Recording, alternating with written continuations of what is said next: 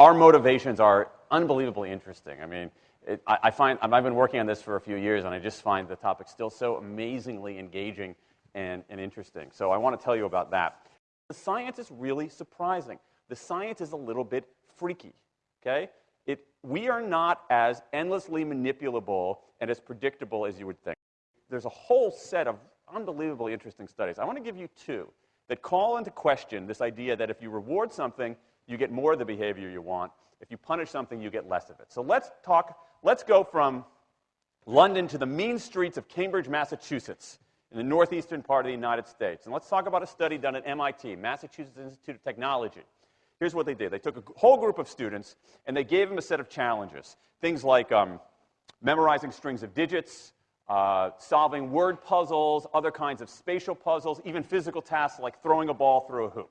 Okay, they gave them these challenges, and they said to incentivize their performance, they gave them 3 levels of rewards. Okay? So if you did pretty well, you got a small monetary reward. If you did medium well, you got a medium monetary reward. And if you did really well, if you were one of the top performers, you got a large cash prize. Okay?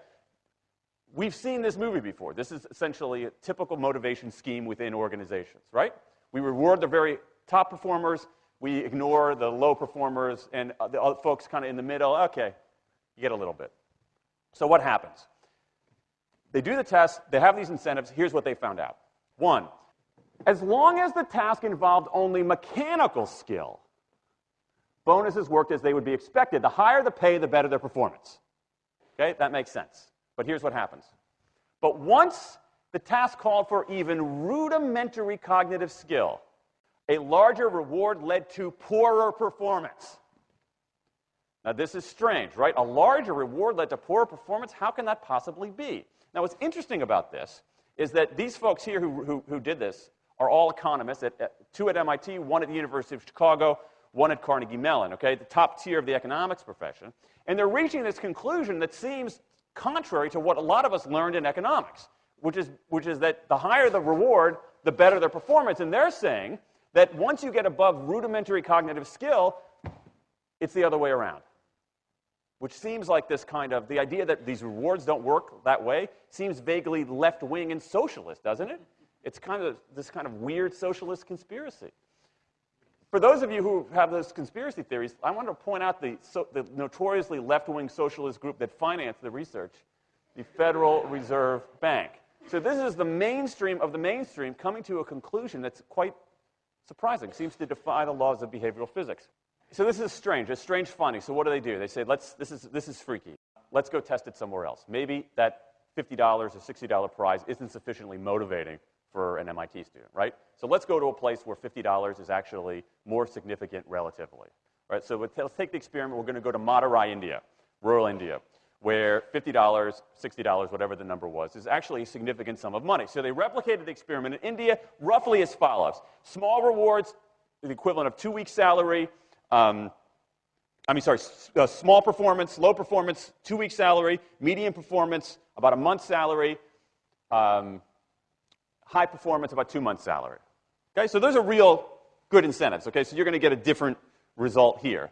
Well, what happened, though, was that the people offered the medium reward did no better than the people offered the small reward. But this time around, the people offered the top reward. They did worst of all. Higher incentives led to worse performance. What's interesting about this is that it actually isn't all that anomalous. This has been replicated over and over and over again by psychologists, by some extent by sociologists, and by economists, over and over and over again. For simple, straightforward tasks, those kinds of incentives, if you do this, then you get that, they're great. For tasks that are algorithmic, set of rules where you have to just follow along and get a right answer, if-then rewards, carrots and sticks, outstanding. But when the task gets more complicated, when it requires some conceptual, creative thinking, those kinds of motivators demonstrably don't work. In fact, money is a motivator at work, but in a slightly strange way. If you don't pay people enough, they won't be motivated. What's curious about, there's another paradox here, which is that the best use of money as a motivator is to pay people enough to take the issue of money off the table. Pay people enough so that they're not thinking about money and they're thinking about the work. Now, once you do that, it turns out there are 3 factors that the science shows lead to better performance, not to mention personal satisfaction. Autonomy, mastery, and purpose.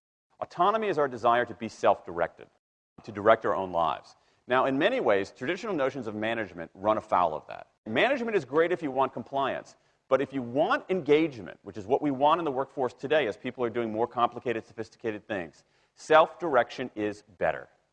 Let me give you some examples of this, of almost radical forms of self-direction in the workplace that lead to good results. Let's start with this company right here, Atlassian, an Australian company. It's a software company, and they do something really cool.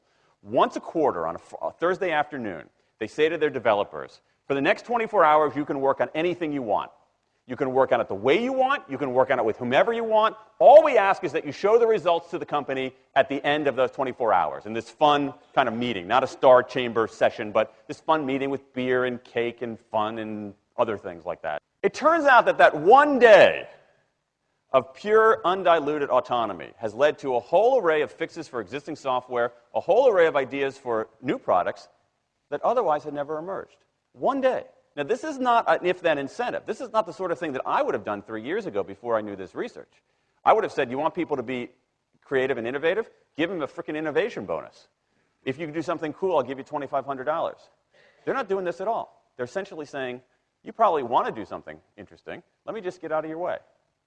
One day of autonomy produces things that had never emerged. Okay, let's talk about mastery. Mastery is our urge to get better at stuff. We like to get better at stuff. This is why people play musical instruments on the weekend. You got all these people who are acting in ways that seem irrational economically. They play musical instruments on weekends. Why? It's not going to get them a mate. It's not going to make them any money. Why are they doing it? Because it's fun, because you get better at it, and that's satisfying. Go back in time a little bit. I imagine this if I went to my first economics professor, a woman named Mary Alice Schulman, and I went to her in 1983 and said, Professor Schulman, can I talk to you after class for a moment? Yeah. I got this inkling. I got this idea for a business model. I just want to run it past you. Here's how it would work.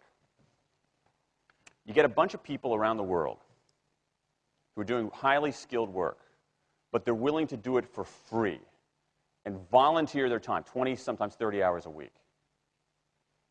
Okay, she's looking at you somewhat skeptically there. Oh, but I'm not done. And then what they create, they give it away rather than sell it. It's going to be huge. I mean, she truly would have thought I was insane. Okay? It seemed to fly in the face of so many things. But what do you have? You have Linux powering 1 out of 4 corporate servers in Fortune 500 companies, Apache powering more than the majority of web servers, Wikipedia. What's going on? Why are people doing this? Why are these people, many of whom are technically sophisticated, highly skilled people who have jobs? Okay? They have jobs. They're working at jobs for pay, doing sophisticated technological work. And yet, during their limited discretionary time, they do equally, if not more, technically sophisticated work, not for their employer, but for someone else for free. That's a strange economic behavior. Economists who look into it, why are they doing this? It's overwhelmingly clear. Challenge and mastery, along with making a contribution. That's it.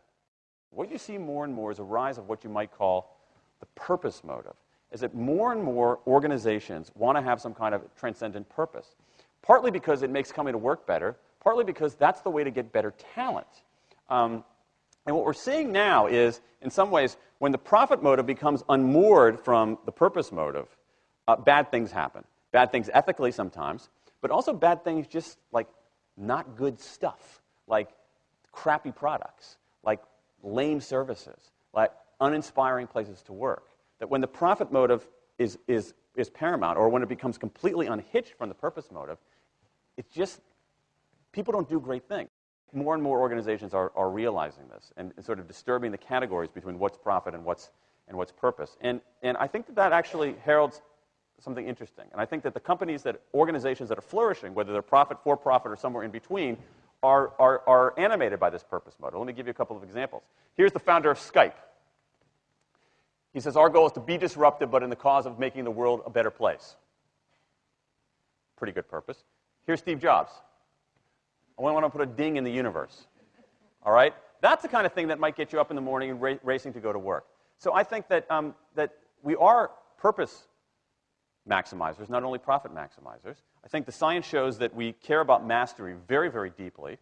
And the science shows that we want to be self-directed. And I think that the big takeaway here is that if we start treating people like people and not assuming that they're simply horses, slower, smaller, better-smelling horses, if we get past this kind of ideology of carrots and sticks and look at the science, I think we can actually build organizations and work lives that make us better off, but I also think they have the promise to make our world just a little bit better.